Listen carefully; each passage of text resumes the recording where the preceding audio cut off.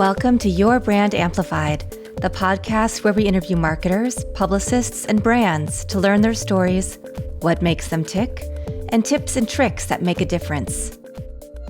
I am super thrilled to have somebody I've been communicating with. We finally get to see each other and be together on Your Brand Amplified. Anastasia Lipske, thank you so much for being here. Thank you. It is such a pleasure, truly. And you are the founder of Access Speakers. But before we get into what you do now, let's go back because you had a whole other lifetime career and you made a pivot like many people do or many people are looking to do. So I'd love for you to talk about what's your background and what prompted you to make such a big pivot. Yes. Well, first off, it's got to be a God thing because no one in their right mind would ever think that people would pay me to book them to speak for free.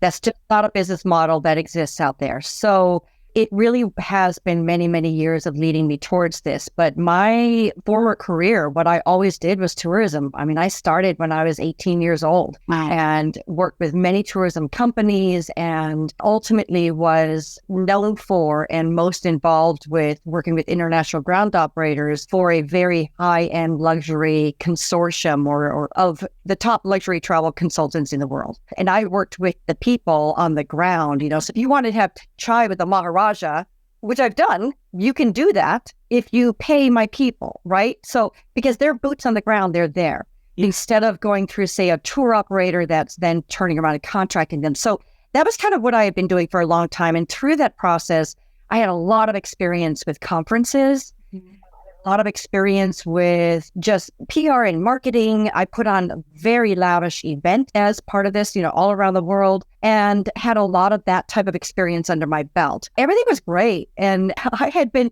wooed away to another company. And after being there for a couple of years, realized that I was not in alignment with how they operated in life. And that really matters to me. Yeah. So I actually walked away from a very comfortable living because I'd never been unemployed in my life. And I knew all the movers and shakers. I mean, I've been doing this for 30 years. Like I knew the presidents of cruise lines and the GMs, general managers of five-star hotels around the world. Like these were my people. And so I literally would call, say, cruise lines and say, hey, guess what? I'm a free agent. I would love to work for your company. And they'd say, you know what? We hire you in a heartbeat. But we just laid 50 people off yesterday because when this happened was April of 2008. 2008, that economy crash devastated tourism. Tourism is discretionary. It's optional. If your plumbing goes out, you got to hire the plumber. Right. You can postpone a holiday. Yeah. So everybody was just slammed. And I spent 2 years looking for work in tourism. I sent out over 1,000 resumes. Now, granted, I was not relocatable, which is often important in tourism because I had children, but it was brutal. So what do I do with my time while I'm trying to find work? I discovered Twitter and I got very actively involved in Twitter in the 2008, 2009 period in the earlier days. I was actually part of the Twitch hiker experience. I'm in the book, just this whole thing. It was my world. And while I was doing that, there was a gal in my town that was putting on a social media conference. I wanted to go, but I was broke as a joke by then. So I reached out to her and I'm like, hey, I have all this event management experience. I'll volunteer at your conference if you'll let me attend. Once she found that out, she had coffee with me and she offered me a job right away. I mean, I literally came in the 11th hour. She had never put on a conference before. And I say her okole, as we would say in Hawaiian. So once that happened, then the second conference she did, I was involved in the earlier stages of it, and I started vetting the speakers for her conference. So now, even though I had all this event management, now I'm vetting speakers. I know what it's like, what a person needs to look for when you're considering a speaker for your conference, your meeting, your trainings, etc. Okay, meanwhile, that position didn't quite work out to what I had hoped for. And I ended up working for a sustainable farm. And ironically, this whole connection happened through Twitter. Because for those of you who were not involved in Twitter in the earlier days, People laughed at us. They thought it was ridiculous. And we wanted to connect with people and have social connection, that this is the real thing, because this is the beginning stages of social media, right? Yeah. And so we would have tweet ups is what they were called. And so we would meet, like someone would do a tweet up in town and say, okay, we're going to meet at this place. Everybody show up. This new sustainable farmer that had just moved to Petaluma, she did a tweet up at her farm. So I took my whole family. She met my 16-year-old daughter and her best friend. And she just said to the girls, like, girls, do you want to work for me? Because my sons are worthless on the farm. Oh, no. I can tell you love animals. You look like hard workers. And so she hired these two 16-year-old girls. Then she ended up hiring my older daughter. Then ended up hiring her boyfriend, who's now her husband, and the father of my grandchildren. And then ended up hiring me just part-time to help her with their sales and marketing. So I was working at this sustainable farm. Only did that for a short while. And then she ultimately comes to me and she says, my business coach told me I should be speaking to grow my business. I don't know where to begin. I don't have the connections in town. You've been in Petaluma forever. I'll pay you for every gig you can line up for me. And I'm one of those people, like, I'll do anything once, twice if I like it. I also am a firm believer that I don't ask God to open doors for me, and then there's an open door and I don't walk through it. Mm-hmm. So I did it, and I just started reaching out to Rotary clubs and various groups and organizations and offering this sustainable farmer to talk about agriculture. She wasn't pitching anything. She wasn't selling anything. She was just educating people about sustainable agriculture. She would invite them to their farm to do a tour. And when they did that, they would fall in love with their operation, sign up to become a weekly CSA, Community Sustained Agriculture. That means you get a box of meats and vegetables every single week. That was like a $250 per month per client business. And it was her number one marketing tool. So she started telling everybody about it. To this day, every client I have has come to me through referrals. Nice. Because there's nobody doing it.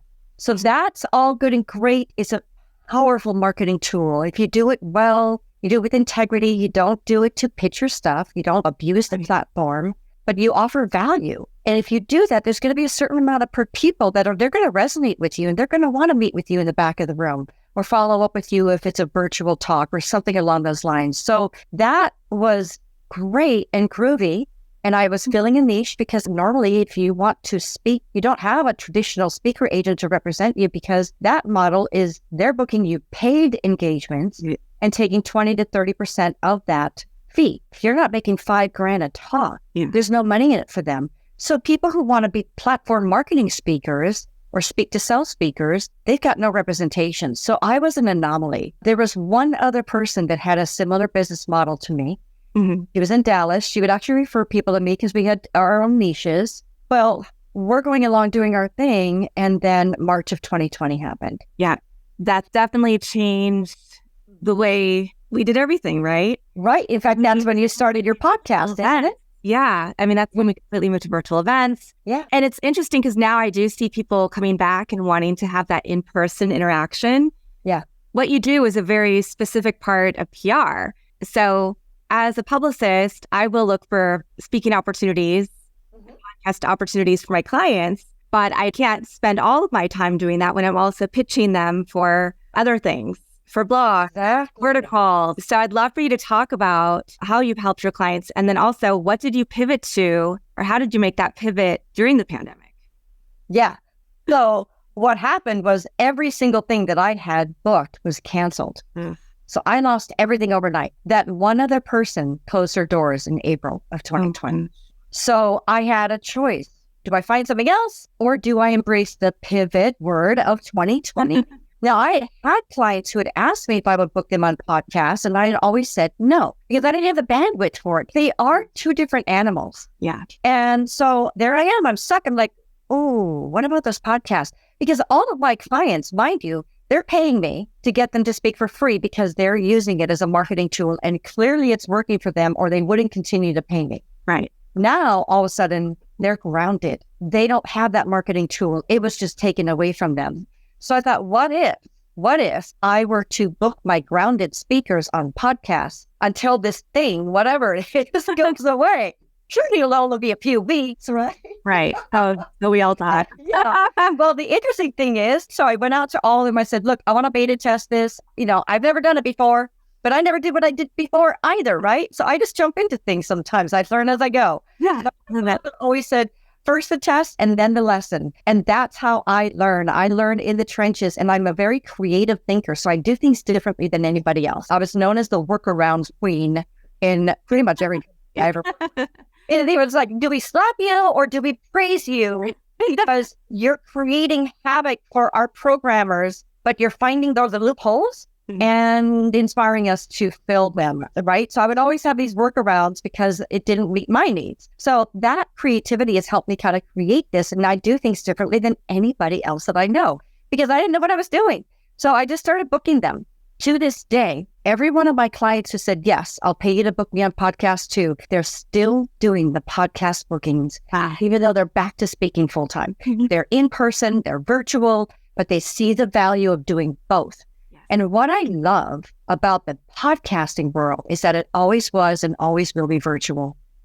So it doesn't matter what might come down our pike. Do you remember at the beginning how it hit us? We closed the world down and then we just started to creep out of it. People started to meet in person again, and then Delta. Yeah. And then it shut everything down again. And then we finally start in person again, and then Omicron.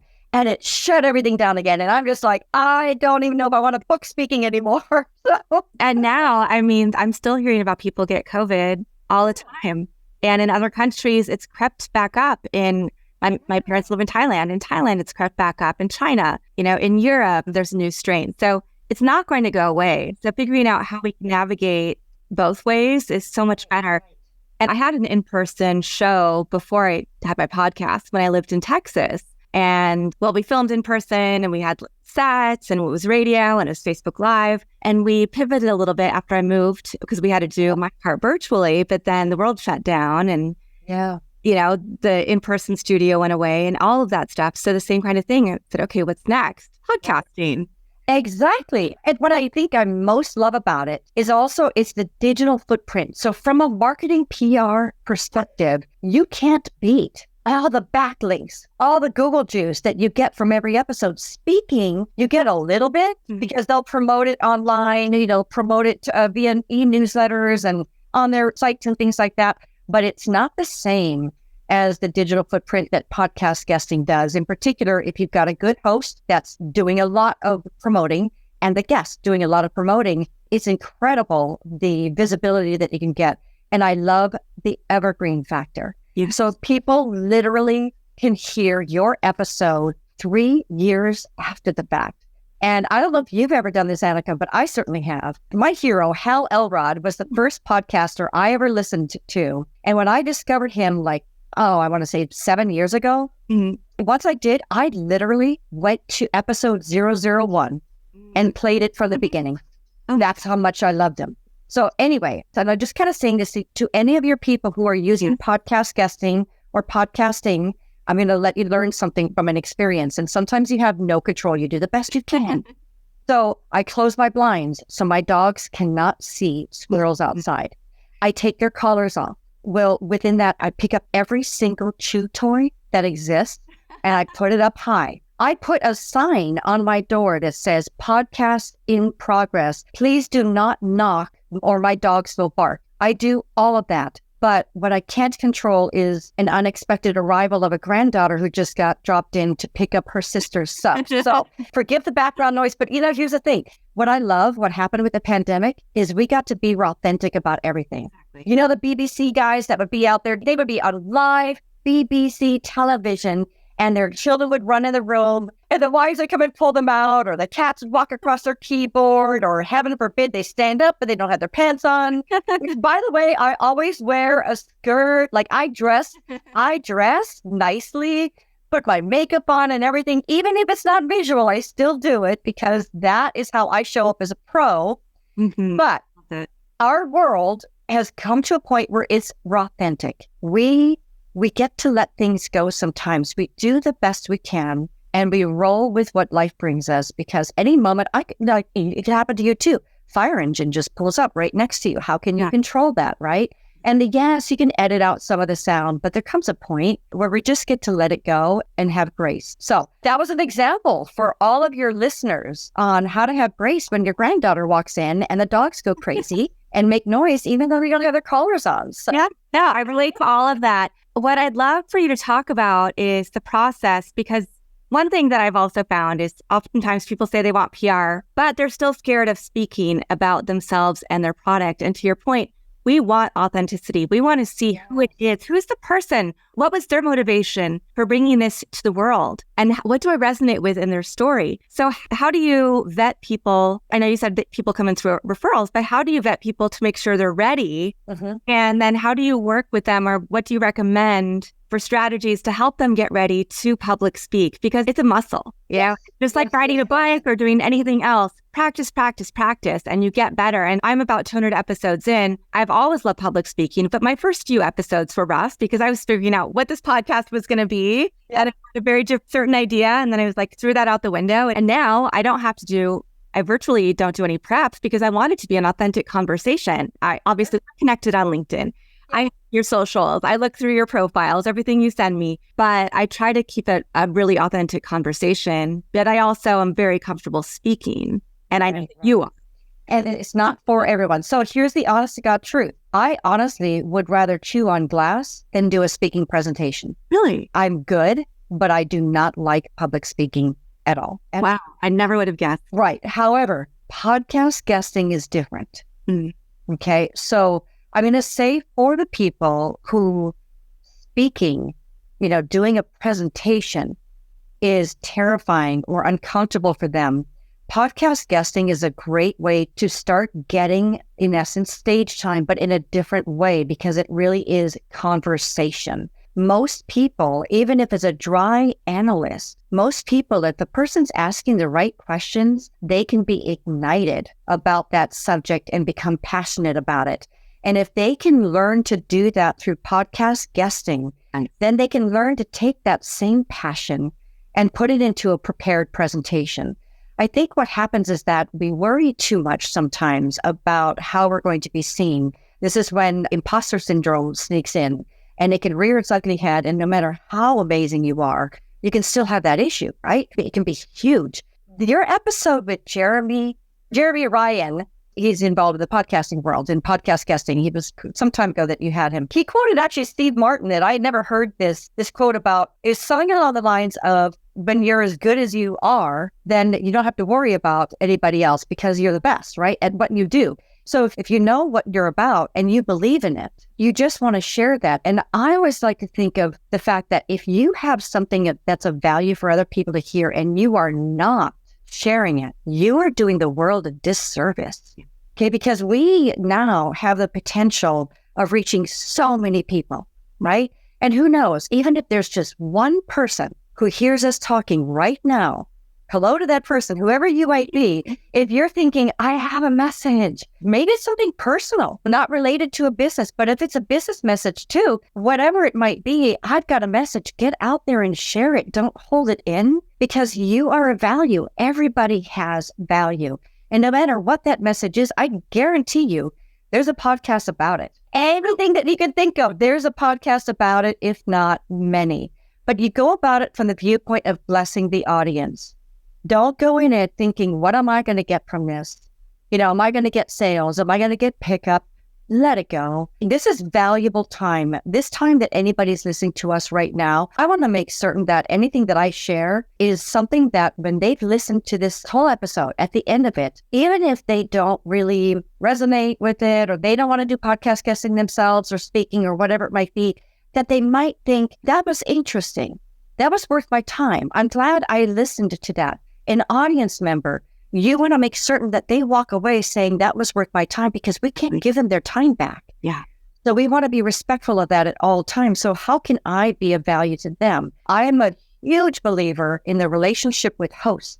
And I am so frustrated with the people that are, and you're going to relate to this, they're kind of a slam, bam, thank you, ma'am guest. They don't listen to an episode ahead of time. Mm-hmm. They don't do an Apple review for the host. They don't share it socially. They get on the episode. They don't know anything about it. And then they walk away and that's it. host ghosting.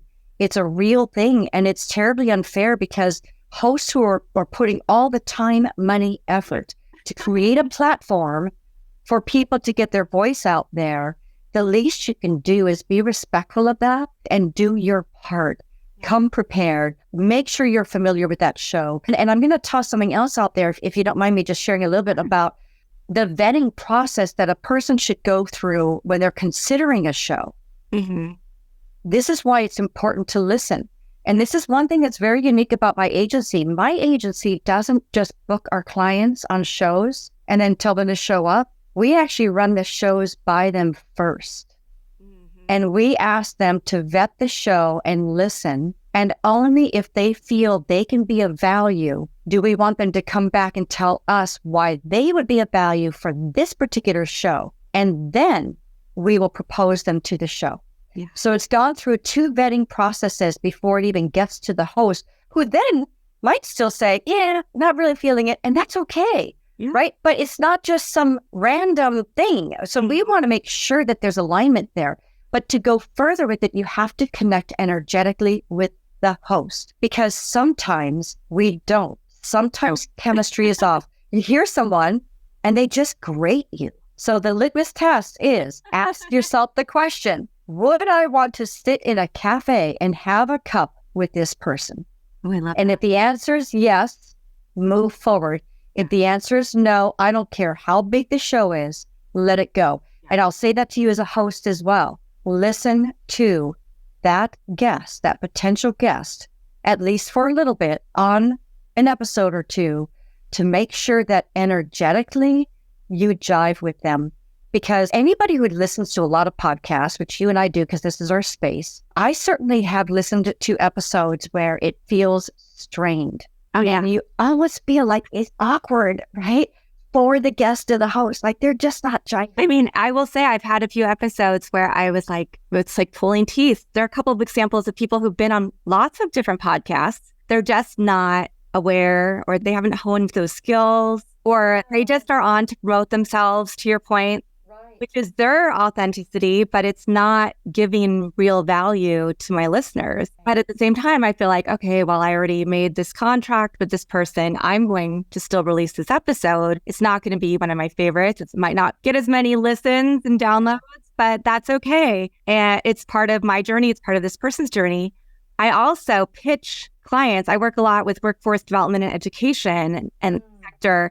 So I have to go through, what are the educational podcasts? I need to listen to them. But are they host-led? Do they do interviews? Do they do solo and interview style? Right. Is this the right? Is it K through 12 focused? Is it technical? So which of my clients should I pitch to? So I have to listen to the podcast. And when I'm reaching out to those, I am letting them know I listened to an episode, I left you a review, and I'm also open to swapping. If you have my client on your podcast, I would be happy to have you on my podcast. And we're going to do an offshoot of my podcast that is focused on marketing and PR and communications for workforce and education at some point with my CEO. But it's a process. And I have sometimes sent requests to my CEO and like, oh, I think this looks interesting. And she's like, yeah, but I seem very new, or I listened to an episode. So I realized I wasn't giving this, like our clients, I was doing all this vetting, but for us internally, I wasn't doing as much. And I'm like, well, I have to treat us like a client as well.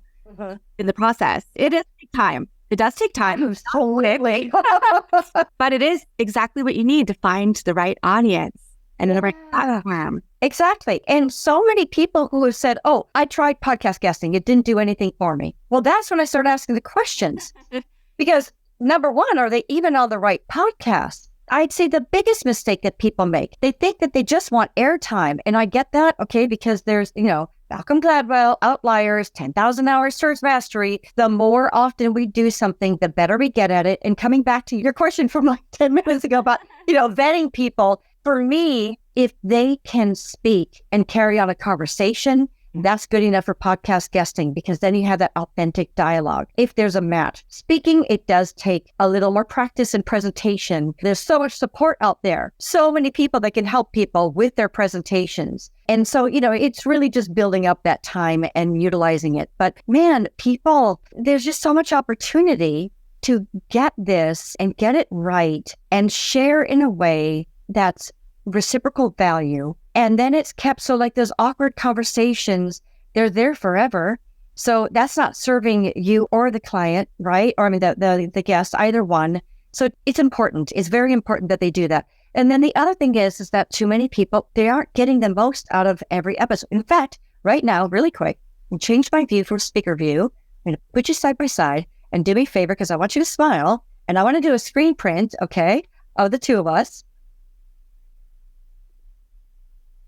Because even though this is not live, which honestly is my preference, especially if you have dogs. So what I'm going to be doing is I'm going to be sharing on LinkedIn, which is where I like to hang. I don't do any other social media channels, but I will be sharing today that you and I had this conversation, and I will use this image because I don't have anything that is our episode that I can share yet until it airs. Right. And I'm going to start drawing attention to your show. I'm going to tell people how much I enjoyed you as a guest. And in fact, I'm probably going to link to that episode that I was referring to about podcast guesting, because meanwhile, they can listen to this dude, Jeremy, who he's been in the industry even longer than I have. So learn from him, check out Annika's show. And while you're at it, do her a solid. Subscribe, give her a rating and review. Like I want to encourage people to start paying attention to your show now. And then after it comes out, then of course I'll share it again with the link. I'll drop the link on my profile on my site so that my list of podcasts I've been on gets longer. You get the backlinks, right? I share it other ways. And my team will be sending you a static graphic and some videograms. We'll share, tag you. Now, depending on what platform, the tags don't always go through every platform. So sometimes I have to go back in later and, do all that. But yeah, it's a whole process. And if we had all the time in the world, this was the only thing I was focused on. I could do it all even more. Yeah, we did. Perfect, even. Can I ask, and I usually don't ask this question, I don't know if you want to share, but do you have specific packages, price points that people can work with you at? Do you customize the packages? What does it look like? Because I'm also thinking of, who do I know? I've actually had conversations this week with people who are like, I need to get more speaking engagements for my client. So I can send them some stuff that I have, but certainly y'all be bigger font of information. Absolutely. No, I don't mind. In fact, all my fees are actually on my website. I am so transparent. It's crazy. So, there's really three components to what I do. One is I do book the speakers, the speak to sell speakers in essence, but I have a very small niche. I'm really only representing people that are in the San Francisco Bay Area for in-person engagements because that's where my black book is. So, and that's the thing. I have a lot of experience, okay? Not my team, me alone. I personally have booked more than 1,600 engagements, close to 1,700. So I know what it takes to get people booked, either to speak or on podcasts. And so that experience helps me in my consulting services because that's where I can help almost anyone. In fact, I've never found anyone that I couldn't help somehow, some way, because I like to talk about branding, how they're showing up to greatly increase their chances of getting booked because I see things differently. I have a unique perspective because I am in the middle. Yeah. I know what it's like to work with podcast hosts and what they're looking for. I know what it's like to work with podcast guests and what they're looking for because I work with hosts too. I help them with their branding, how they can grow their show, but different than all the other people that are out there. I just have a unique perspective. Thanks. So the speaking is limited on where I can support a person. Podcast guesting, unless they are so niche that I wouldn't be able to find a lot of shows for them, like they only want to talk to shows that have children that were abducted by aliens in the years of 1984 to 1986. If it's that niche, I'm not going to be a good fit for them. I can help them with consulting. Mm-hmm. But the fee structure is simple. I do it different than anyone I know so far. And I've connected with a lot of people. We're not in competition with each other. This is like the wild, wild west. I love the podcasting world. Everybody shares everything. I talk to so many podcast agencies. I refer people to other podcast agencies because they do things different than the way I do. I'm one-to-one individual and I charge on production only. So if someone wants to work with me, we do have a setup fee. That's kind of to get them started, set up their profile on our site, blah, blah, blah. Got a lot of pings. We send them our emails, etc. They pay $500 to come in. After that, they only pay $50 per month, which is kind of like an admin, keep the lights on fee. We do a lot of research and reach out. And if we don't get the booking, that's on us. We don't get paid. And then what happens is that we run the shows by them. again, we want them to listen and vet and make sure that they're of value. And they tell us why they're of value for that show, and we promote them. If we get them booked, we charge them $115 for that one podcast. Okay. And that's it. If we don't get the book, they pay nothing. So it's a very different model than every other agency I know that charges a lot of money per month. But they also, I'm sure, do more. So I want to make it really clear to all your listeners, you got to compare apples to apples. What we do is unique. And I don't know of anyone that runs the shows by the people first, so that they're literally selecting their shows as opposed to just being booked and then they show up. Right. The other thing is, we actually introduce them to the host. So once it's booked, we want them to start a relationship with that host. Now, for the people who they don't have time, they don't want to build the relationships and all that kind of stuff. They literally just want an agency to do everything for them, and they just want to show up and be on the show, and that's it. We're not the right fit. But for those that they want to work it and really develop a relationship, because here's the thing, when you become a guest, the type of guest that a host loves, that's going to help them tell other people about you.